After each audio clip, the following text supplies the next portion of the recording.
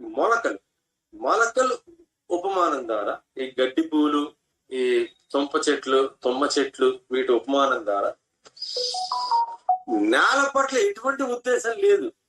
ఇది నేల మీద నేను పడాలి, నేల మీద పడంగానే నేను విత్తనం అవుతాను, నేను చెట్టు కింద మొలుస్తాను, మొక్క కింద మొలుస్తాను, ఎటువంటి నేల పట్ల ఎటువంటి ఉద్దేశం లేకుండా, ఎటువంటి ప్రయత్నం లేకుండా పొరపాటున గాలికి ఎగురుతూ నీళ్లలో ప్రయాణం చేస్తూ ఏదో ఒక ఒడ్డుకు చేరుకొని ఒక భూమికి తగిలి అక్కడి నుంచి ఒక చిన్న మొక్క కింద పైకి వస్తుంది. నీళ్ళలో కొట్టుకొచ్చేవి గాల్లో, సైన్స్ స్టూడెంట్స్ మనకు తెలుసు, గాల్లో ఎగిరి నీళ్ళలో కొట్టుకొచ్చి మొక్క కింద మారి ఇవన్నీ ఉంటాం.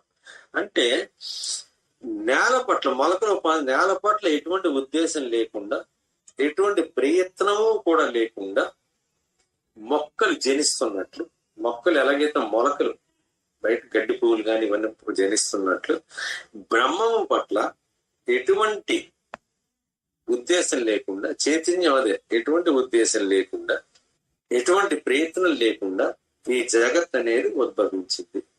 తిరిగి సాలెపురుగులాగే ఈ బ్రహ్మ నుంచి వ్యక్తమైన జగత్తు అప్రయత్నంగా, ఒక న్యాచురల్ గా, ఒక సహజంగా వ్యక్తమయ్యి మళ్ళీ బ్రహ్మంలో కలిసిపోతుంది, అఖండ చైతన్యంలో కలిసిపోతుంది.